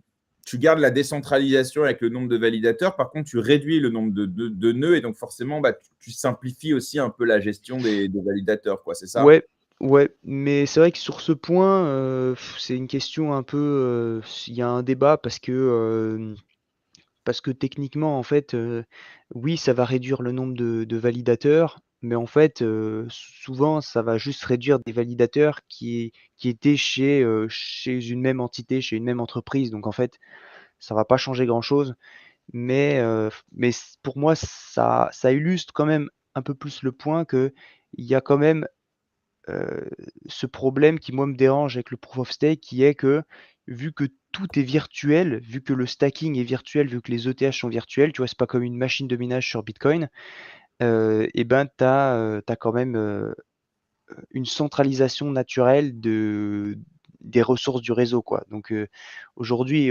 Ethereum, ça reste quand même le réseau, proof of stake le plus décentralisé parce que c'est 1 000 000 de validateurs, si je dis pas de bêtises. Mais c'est quand même ce qui me dérange un peu avec le stacking, quoi. Mm. Mm. Tu veux Ouais, ajouter puis quelque ça, chose? ce qui est bien, c'est que ça va permettre aussi de mettre un petit coup à Lido, qui a un peu trop Lido, pardon, qui a un peu trop, qui a un peu trop de pouvoir, parce que justement, que les gens qui avaient un peu trop d'Ethereum, ils voulaient peut-être pas setup plusieurs nœuds, juste ils balançaient chez Lido. En plus, c'est pas mal rentable. Donc là, ils vont pouvoir avoir un peu plus. En fait, il y a plein sur leur roadmap, il y a plein de trucs qui vont contre Lido. Ça, c'est une des choses. Mais ils sont conscients que Lido doit avoir moins de pouvoir. Et je trouve ça très cool. Ouais. Alors, il nous reste allez, 25 minutes. Et merci déjà. Mhm. Franchement, c'est super cool. Je vous écoute avec beaucoup d'attention. Chacun son truc. Et il y a des trucs sur lesquels vous êtes vraiment brillants et c'est vraiment très cool. Mais d'abord, Joe, est-ce que tu veux nous parler un petit peu de nous, un peu de toi, pardon. Parle de Avec plaisir. Non, parle un petit peu de toi, je ne sais pas, qu'est-ce que tu peux nous dire sur toi? Je ne sais pas, tu as quel âge? C'est quoi ton parcours? Est-ce que tu as fait des études? Est-ce que tu as bossé dans quelle industrie? Comment tu as découvert la crypto? Fais-nous un petit condensé là pour ceux qui ne te connaissent pas. Qu'est-ce qui t'a amené aujourd'hui à devenir tantôt un éducateur brillant et tantôt un trublion du CTFR? Bon, moi, pour ceux qui me connaissent, l'année dernière, j'ai arrêté en octobre, j'étais agriculteur. J'ai fait plein de travaux manuels parce que de base, je suis quelqu'un de très manuel. J'ai été connu un petit peu parce que j'avais un compte Insta de voyage. J'ai fait beaucoup de voyages, tout ça, je faisais des belles photos. Et je suis arrivé dans la crypto juste parce que de base, je suis quelqu'un qui aime utiliser son argent de façon efficiente. Mais j'étais pas du tout attiré par la tech au début. Et puis petit à petit, tu vois, en fait, j'ai commencé à m'intéresser, à vouloir chercher pourquoi j'achetais quelque chose. Et juste, je suis tombé dans le trou du lapin. Et j'ai ce truc, quand je commence quelque chose, je deviens un peu autiste. J'y vais jusqu'au bout. Mais j'ai aucune formation, que ce soit en tech, que ce soit en développeur, quoi que ce soit. Juste, c'est de l'autodidacte. Je bouffe des articles, je bouffe des interviews. Et puis au bout d'un moment, ça finit par rentrer, quoi. Voilà, et j'ai 29 ans, si tu voulais mon âge. Ok. Et donc, c'est vraiment hyper récent. Et comment tu as acquis, entre guillemets, cette connaissance? Sur quel support tu t'es fondé? Est-ce que c'est d'autres créateurs de contenu? Est-ce que c'est je sais pas, des chaînes YouTube, des comptes Twitter, plutôt anglo-saxons, plutôt francophones? Enfin, comment tu t'es formé? Ouais, plutôt US. C'est pour ça que dans ma bio Twitter, vous allez voir que c'est marqué j'apporte un vent d'air frais dans le CTFR. C'est parce que, de mon opinion, je trouve le CTFR beaucoup, beaucoup en retard, notamment sur Ethereum. TX, il connaît Ethereum, mais il y a très peu de gens dans le CTFR qui connaissent Ethereum, alors que du côté US, beaucoup de gens le maîtrisent. Du coup, je bouffe beaucoup de leur contenu, beaucoup d'interviews. C'est pour ça que je fais des interviews de mon côté aussi, c'est parce que j'ai reconnu la valeur qu'il y avait là-dedans. Et puis un peu de tout le monde. Bankless, j'aime beaucoup. The Roll-Up. Et puis même des fois, juste des interviews qui sont faites par un peu des gens un peu moins connus, mais juste, voilà, j'ai envie de savoir qu'est-ce que Berachain. Je tape Berachain interview et puis je me tape 2 heures d'interview. C'est toujours incroyable. Et voilà. Ok, je vois. Tu parlais du vent frais sur le CTFR.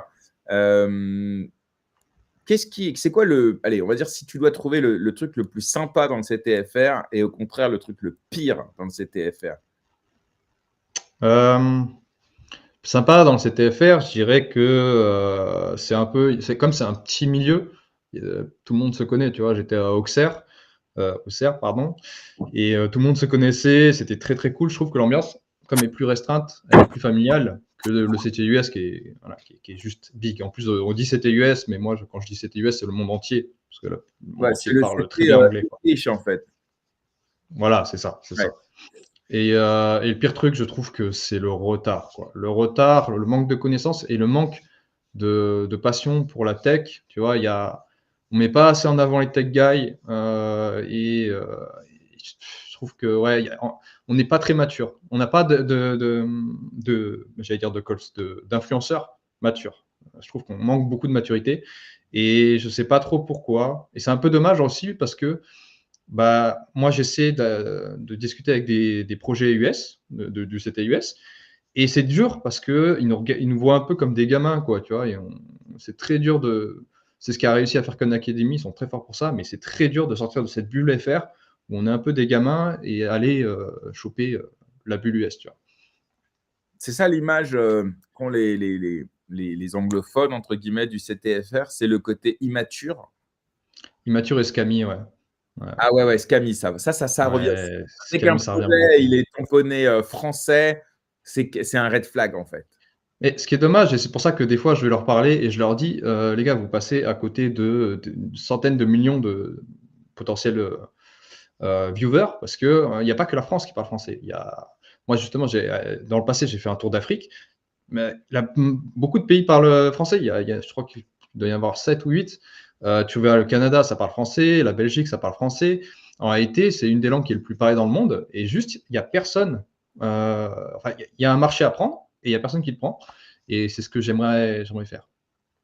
Et aussi Ouais. Il y a aussi la notion. Ouais. Le commentaire que je mets à l'écran, et c'est vrai, alors pour le coup, chacun dans son écosystème évidemment, mais est-ce que cette agressivité qu'on voit dans le CTFR, où souvent on a plus tendance à attaquer le messager que le message, et quand on n'a pas les armes, bah, on devient très vite soit insultant, soit grossier, etc.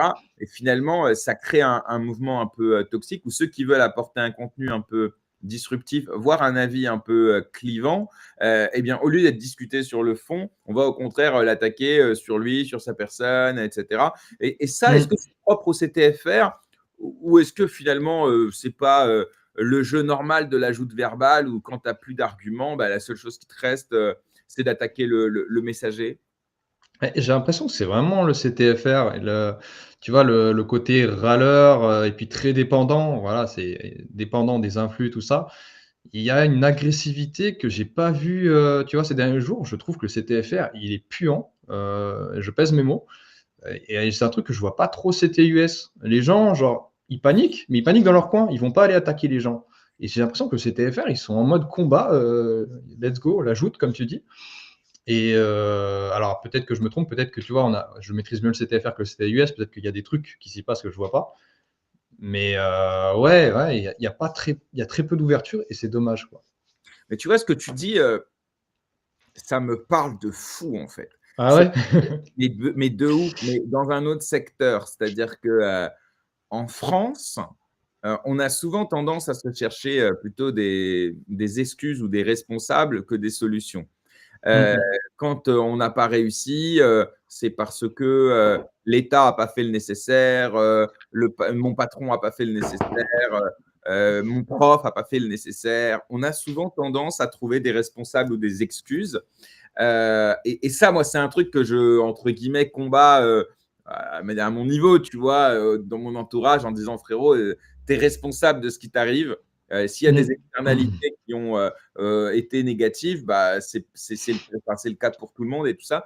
Et en vrai, là, ce que tu dis sur le CTFR, le côté où en fait, on se déresponsabilise, on dit ouais, mais c'est parce qu'il y a un influx, mais on a parlé, ouais, mais c'est parce que Trump aussi, il a lancé un meme coin et que j'ai Mmh. entré dedans. Enfin, j'avais la discussion récemment d'ailleurs là-dessus, où j'avais tendance à mettre peut-être en avant plus la responsabilité individuelle. Et ce que tu me dis, en fait, ça reflète complètement ce que je vois, notamment en France, où on préfère compter sur l'État, etc., etc. Donc Tu voilà. penses Ouais, que c'est culturel du coup? Là, tu vois, je fais un peut-être. lien. Alors, peut-être qu'on pourrait le creuser, le nuancer, tu vois, il n'y a pas de souci. Mais je crois qu'il y a un terreau de l'irresponsabilité, j'allais dire de l'assistanat, quitte à utiliser un terme un peu politique. Mais oui, je crois qu'il y a un terreau commun Le là-dedans. socialisme, quoi. Ouais, effectivement. Mmh. Et c'est contraire à la notion même de liberté individuelle. Donc voilà, mais en fait, voilà, ce que tu dis me parle. Et finalement, Bon, je suis pas seul. ça me fait penser à plein d'autres choses. Peut-être TX, pendant que je lis les commentaires, t'en penses quoi? T'es d'accord avec ça, toi, ou... Bah, est-ce que je suis d'accord? Bah, je pense que c'est plus une observation que, enfin, c'est factuel, c'est même pas un avis. Tout ce qu'on a dit là, c'est plutôt factuel. Mais, mais ouais, il y a peut-être aussi cette histoire qu'il y a pas une très bonne éducation financière. Donc, si ça touche un sujet où il faut prendre des responsabilités et en plus c'est une question d'argent, bah, facilement aussi, enfin, je comprends aussi pourquoi les gens se reposent sur le premier venu qui semble à peu près maîtriser le sujet, quoi. Non, mais c'est Mm. ça, et je rebondis sur des commentaires assez amusants qui dit: «Moi, j'ai gagné de l'argent parce que j'ai perdu de l'argent parce que j'ai suivi Asher, et juste à côté, j'ai gagné de l'argent parce que je suis trop fort». Celui-là, il était hilarant, celui-là. Et ça dit les choses. Et puis, on a aussi un autre commentaire qui dit que le CTFR, en fait, on a beaucoup d'influenceurs, donc des personnes qui vont Alors déjà, influenceur, le terme est connoté, mais typiquement, on a surtout des personnes qui ont une audience et qui vont être payées pour monétiser cette audience. Il n'y a pas de sous-métier, il n'y a pas de souci là-dessus. Mais finalement, les influenceurs de ce type-là ne sont pas effectivement des techos avertis, et donc ils vont plutôt parler soit des éléments de langage qu'on leur a fournis, soit même de leur opinion sur le marketing du projet, les différents use cases envisageables, etc. Mais ils vont peut-être pas aller dans le fond de la tech, mais aussi parce que, je vous laisserai ensuite me dire ce que vous en pensez, mais on a dit tout à l'heure aussi, la tech, elle se monétise mal. C'est-à-dire que ce n'est pas la meilleure tech qui l'emporte en termes de prix, même en termes d'adoption. Et donc, finalement, on peut comprendre aussi que les influx sont à l'image du marché. Ils vendent ce qui se vend, non? Qu'est-ce que vous en pensez? Moi, je suis pas tout à fait d'accord sur le fait. En fait, je pense que court, moyen terme, effectivement, la tech a pas trop de poids. Elle a du poids, mais elle en a pas trop. Mais sur le long terme, je trouve que c'est toujours la tech qui gagne. Ok. Et même Solana, tu vois, Solana, on peut critiquer les mêmes coins, tout ça. Mais en réalité, le proof of history, il est très, très, très smart. Il y a des trucs très intéressants. La SVM, même si elle est compliquée pour développer, elle est très, très, très, très bien. Et la plupart des leaders aujourd'hui, à part voilà, les leaders de l'ancien cycle, on les explique. Hype, on l'explique. Même Berachain, on l'explique pourquoi ça a bien marché. NVX, non. Non, je vais pas parler de NVX. Non, je pense que cette idée de dire la tech, on s'en fout, c'est très très grave. Je trouve ça vraiment très très grave. Je pense qu'il faut à la fois parler de hype parce que c'est important, parce qu'on est sur un marché de l'attention, c'est comme ça, voilà, faut l'accepter. Mais il faut surtout pas oublier la tech. En tout cas, c'est mon avis. Alors déjà, je n'ai pas dit l'inverse.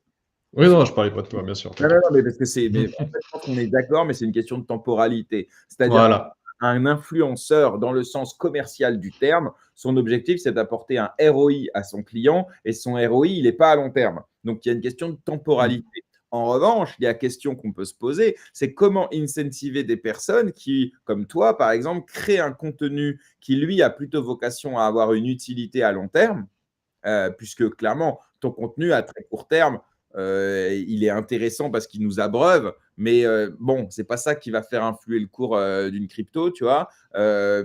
Et donc, comment on incentive des créateurs de contenu de bonne volonté qui vont faire des recherches? En France, la recherche fondamentale, c'est l'État qui paye parce qu'il n'y a pas de ROI. Tu vois. Et ben, typiquement, pour cette recherche fondamentale dont tu parles, c'est-à-dire la tech, etc., comment l'incentiver? Et là, ça nous amène à Decrypted. C'est quoi votre business model? Comment vous arrivez, entre guillemets, à être intéressé, d'une manière ou d'une autre d'ailleurs, hein, pour créer ce contenu un petit peu deep qui vient répondre peut-être, tu me diras, hein, à la faiblesse du niveau du CTFR. Que j'ai un peu compris que c'est l'objectif de Decrypted, en parlant à deux, C'est ça. trois techniques. C'est ça, carrément. Mais en vrai, moi, tu vois, je fais du contenu très tech, très long terme, mais je fais aussi du contenu plus court terme, hype, mais tech. Tu vois, genre, j'ai parlé des agents IA très très tôt. Je savais que 99% c'était du bullshit, mais il y avait une tech sous-jacente que j'ai beaucoup parlé, j'en ai beaucoup expliqué, j'ai beaucoup étudié là-dessus. Donc les deux, l'un n'empêche pas l'autre. Tu n'es pas obligé d'être soit hype, soit tech. Tu peux être un peu au milieu. Et avec Decrypted, on a cette vision que j'appelle de right curve. Pour ceux qui n'ont pas la terme, j'ai fait une vidéo dessus. Mais voilà, c'est une vision où tu essaies de prendre en compte le marché, la stupidité du marché, tout en apportant de la tech, en essayant d'être intelligent et pas d'être left curve, d'être complètement con et de suivre les tendances. Et du coup, on a un groupe Discord qui est totalement gratuit. On compte sur la gratuité de l'information, c'est très important pour nous. Où on rassemble beaucoup de grosses têtes. On a voilà, Egri que vous connaissez sûrement, on a Matisse, on a ce qu'on appelle les Gatus ou les Goats, qui sont, je ne sais pas, Ponzi de j'ai oublié le nom. Il y a plein de têtes là-bas, il y a CryptoGaver, tout ça. En fait, on essaie de créer une intelligence qui soit collective. Et nous, de notre côté, on essaie de ramener les outils pour s'informer. Donc, on ramène des interviews, on ramène des articles, et on essaie de merge un peu le CTFR avec le CTUS, même si c'est le plus gros challenge en soi, je pense. Ouais. Et alors, donc, je réponds à la question, qu'est-ce qui vous motive, s'il y a pas donc si tout est gratuit, à un moment donné, est-ce que, parce que pour le long terme, à court terme, on est dans le feu du truc, on est motivé et tout, mais à un moment donné, voilà, faut quand même gagner un peu sa croûte. Donc, comment est-ce que vous allez tenir sur le long terme? Est-ce que c'est avec du sponsorship? Est-ce que c'est avec du placement de produits? Est-ce que ça va être avec du mécénat? On peut aussi se financer avec, les dons, de la commu. Enfin, comment on arrive à tenir comme ça? Non, nous, en fait, on arrive quand même à se monétiser. Alors pour le moment, je ne sais pas si on peut dire qu'on est rentable, mais on arrive à avoir des partenariats, avec des gens. Je suis partenariat avec eOracle, par exemple, là, peut-être, Maple bientôt. Donc on arrive un peu à se monétiser et puis à choisir nos partenariats. On n'a pas envie de choisir n'importe quoi. On est 100 transparent sur, ce qu'on fait. Tu vois? Si jamais je suis dans une private, si jamais, j'ai un partenariat, ce sera tout le temps dit de façon très claire. Et nos wallets sont aussi publics. Alors, pas tous nos wallets, mais mes wallets que je hold, ils sont publics, ceux d'Egri aussi. Après, les autres, ils font ce qu'ils veulent. Voilà, on essaie de rester transparent. Mais je pense que c'est pas si compliqué de monétiser même la tech. Il faut juste aller chercher peut-être plus du côté US. Eux, ils adorent ça. Et il y a une demande quand même pour du contenu français, même si c'est un peu compliqué d'aller les chercher parfois. Excusez-moi, Ouais, mon chat voulait sortir, je ne sais pas si vous l'avez entendu, mais ah non, mais t'as pas de soucis, t'inquiète. OK, non, mais je t'ai entendu et OK, donc c'est jouable en fait de se monétiser et le tout en gardant quand même une liberté de ton, une ligne éditoriale, libre, Exactement. ça c'est très important effectivement, nous c'est pareil, dans GM Web3, on a eu moult demandes de sponsorship par des projets qui avaient, voilà et c'est vrai que bon, on a refusé parce que, justement on veut une liberté totale là-dessus, Bien sûr. et aujourd'hui voilà, mais je comprends le point là-dessus. Hem Tout à l'heure, tu as refusé de répondre à la question, mais ici, on ne refuse pas de répondre à des questions. Sur MVX, est-ce que tu connais? Est-ce que tu as un avis là-dessus, même si c'est en 2 mots, hein?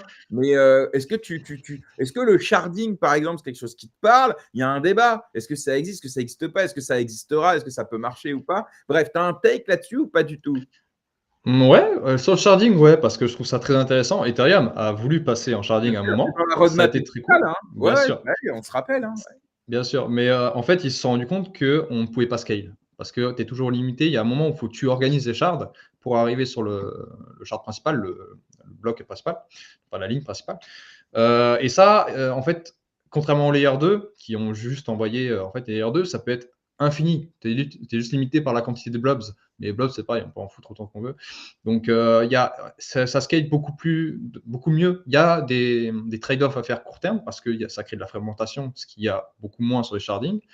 Et pareil, les shardings, tu vas être limité par la VM. Tu ne peux pas créer n'importe quelle VM sur un shard, c'est le bordel. Tu ne peux pas faire n'importe quoi. Les layer 2, tu fais ce que tu veux. Vraiment, les gens ne se rendent pas compte à quel point. Souvent, les gens jugent un layer 2 comme un autre layer 2, mais en fait, il y a un écosystème fou, plein de façons de faire des layer 2. Tu peux faire n'importe quelle VM. Et ça, je trouve ça vraiment enrichissant. Tu vois, souvent, on compare Cosmos à Ethereum, mais ça n'a rien à voir parce que Cosmos était justement très limité par ça. Il n'y avait pas de retour de revenus. Et en fait, tu m'as posé une question sur MBX, mais je suis en train de te parler d'Ethereum. Pardon. Non, non, mais Voilà.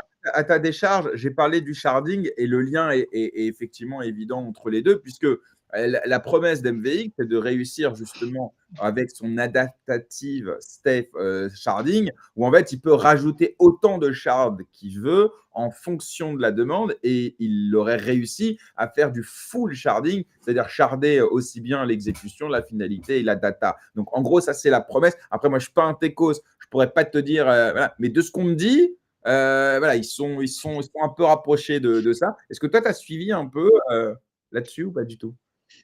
Non, c'est pour ça que je voulais pas trop parler parce que D'accord. sharding, c'est quelque chose qui est, tu vois, tu écoutes le CEO dessus, il va te dire que c'est de la merde. Et il y a un débat sur le sharding. Solana aussi, les deux disent c'est pas possible en fait. Et c'est Voilà, pas c'est ça. faisable et c'est pas intéressant. Donc, effectivement, ouais, c'est une. Ouais. Après, tu as des gens qui vont critiquer les L2 aussi, donc faire un off là-dessus, tu vois.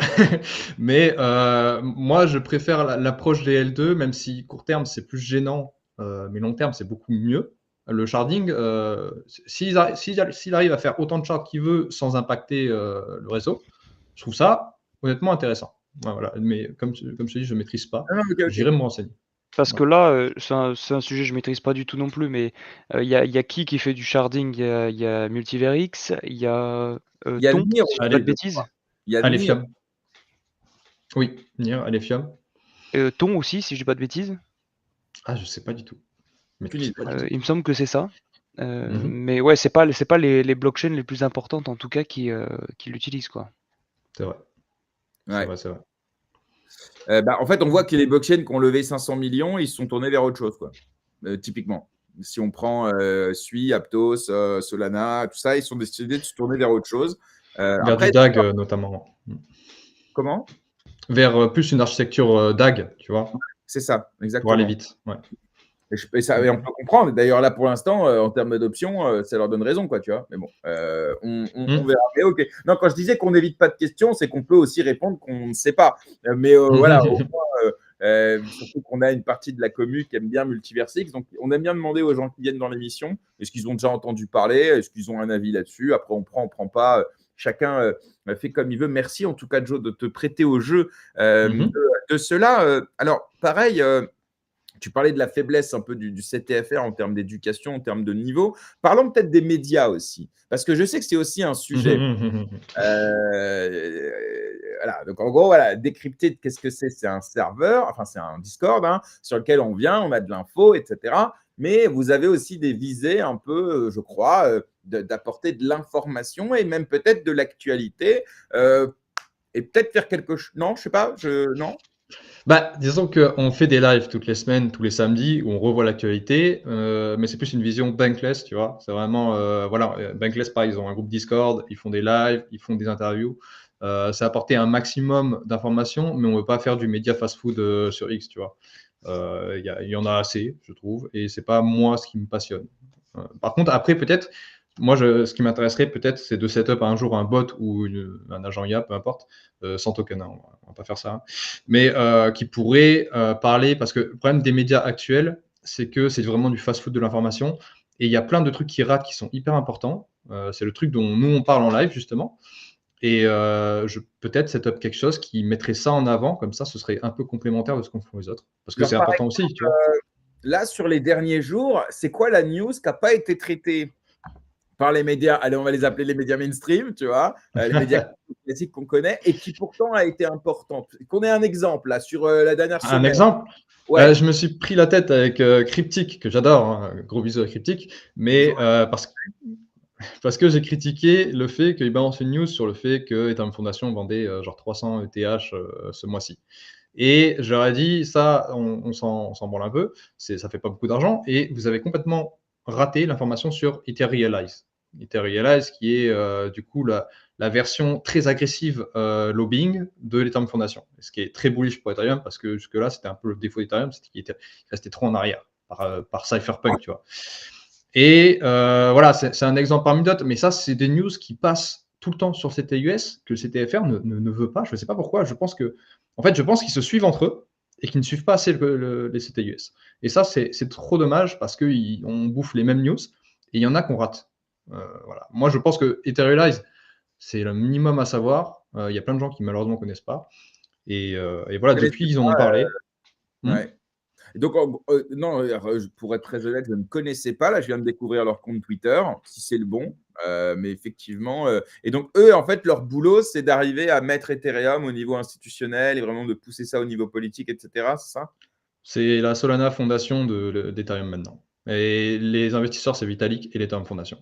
Donc, D'accord. c'est une volonté. En fait, ce qui est bien, c'est qu'ils sont très agressifs, mais ils gardent l'Ethereum Foundation reste l'Ethereum Foundation. Tu vois, ça reste les cypherpunks qui veulent pas avoir de poids dans quoi que ce soit. Mais voilà, maintenant, il y a cette partie qui est indépendante, qui est voilà, complètement indépendante et qui va push la vision d'Ethereum. C'est très, très cool. Tu vois, c'est un changement de paradigme qui aurait dû être plus partagé. J'ai compris. Ok, très cool. Bah écoute, effectivement, alors moi, je te pousse à fond là-dedans, vraiment. Je te tiens à mort.